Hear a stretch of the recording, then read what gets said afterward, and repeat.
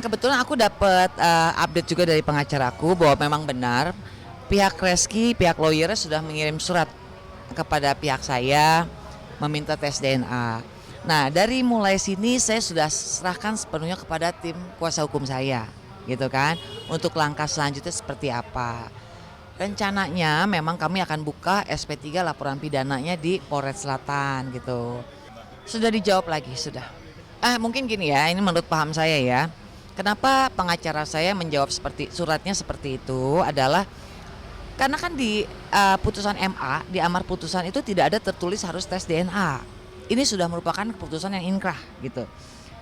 Jadi mungkin tes DNA dilakukan bersamaan dengan laporan dibukanya SP3 karena kita pengen bahwa nanti pada saat penentuan rumah sakit atau pada saat tes DNA itu ditentukan oleh pihak kepolisian atau pihak yang berwenang supaya lebih clear, lebih safe, tidak terjadi kecurangan-kecurangan mungkin ya seperti itu. Sebenarnya kan tidak seperti itu. Dari awal kan minta kekeluargaan kalau boleh diulang gitu ya. Cuman tidak ada itikat baik secara kekeluargaan. Bahkan setelah kemenangan akhir DMA pun ya buat saya sih bukan penjarakan tidak. Cuman biar dia tahu aja bahwa saya cuma ngikutin proses yang ada. Dan ini kan SP3 itu sebenarnya sudah pernah kita laporkan tetapi ditutup gara-gara kemenangan Reski di pengadilan negeri. Ada jalur ke sini ya. Saya pengen Reski belajar bertanggung jawab bahwa ada anak manusia yang tidak diaku oleh dia, yang memang dia harus perhatikan, yang sudah dia telantarkan gitu. Sebetulnya iya gitu kan, dibilangnya ya kami dengan legowo menerima gini-gini. Kalau menurut saya itu bukan legowo ya, artinya memang sudah saatnya, memang sudah seharusnya. Jadi tidak seperti tidak apa ya, pengakuan buat saya pribadi, pengakuan dia penolakan atas Keke ini semakin semakin nyata gitu loh. Iya semakin nyata, semakin kelihatan dia tidak mau mengakui anaknya buat saya gitu. Diam-diam, underground bahasanya dia. Underground arti dilakukan pribadi ya. Iya makanya kan saya bilang bahwa ini sudah menjadi ranah umum ya, tidak ranah pribadi lagi. Artinya publik sudah tahu. Kan awalnya kan kita tidak mau publik tahu, tapi kadung sudah di sini ya. Saya pengen anak saya berkekuatan hukum tetap statusnya. Jadi kan memang harus upaya hukum yang lain supaya Reski juga tahu gitu. Upaya ini bisa kami lakukan. Sebetulnya bukan suami saya mau tampil, sekali lagi itu kebetulan. Yang diundang kan saya oleh salah satu podcastnya dokter itu ya, diundang saya.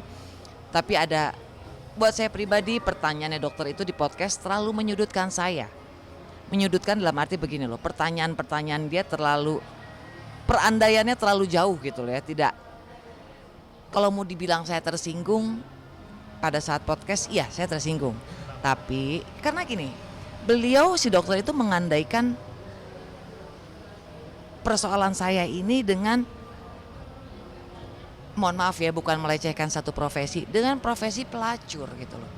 Itu perandaian yang jauh sekali gitu loh.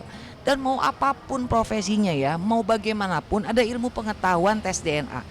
Nggak akan bisa satu anak itu bapaknya 5. Nggak ada bisa satu anak itu bin atau bintinya tuh ada 5 tuh nggak bisa. Hanya ada satu, ayahnya gitu kan. Nah perandaian si dokter itu terlalu nggak masuk akal buat saya gitu.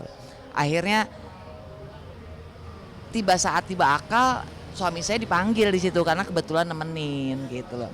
Selama ini Mas Ade nggak pernah mau tampil, bahkan wawancara pun nggak mau. Iya, atas dan untuk Keke sebetulnya. Semua kan buat Keke. Jadi kalau ada yang bilang netizen, Weni ingin menghancurkan atau Weni sirik dengan rumah tangga Reski, tidak. Kalau pasangannya Reski tersakiti, pasangan saya pun tersakiti loh.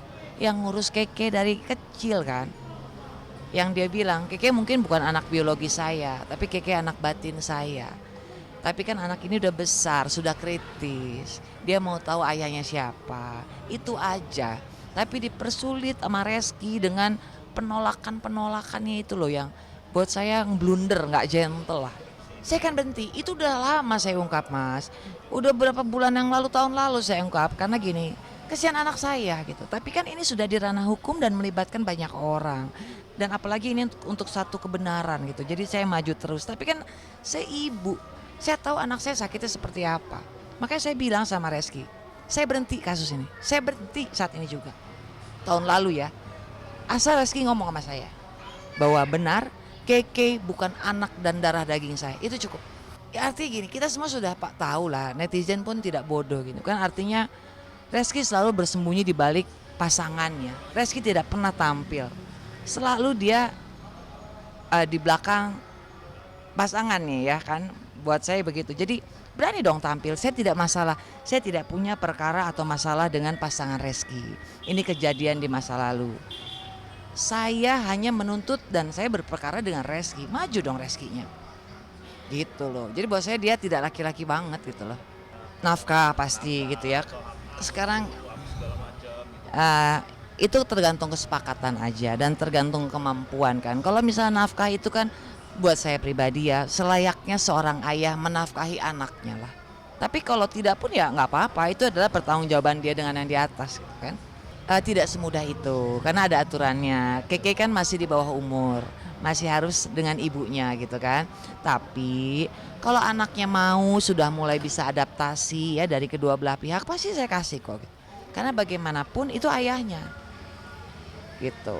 Tidak mudah bagi pasangan saya gitu ya untuk menerima itu, tapi mau tidak mau atas nama kebenaran itu harus dilakukan. Alhamdulillah happy aja.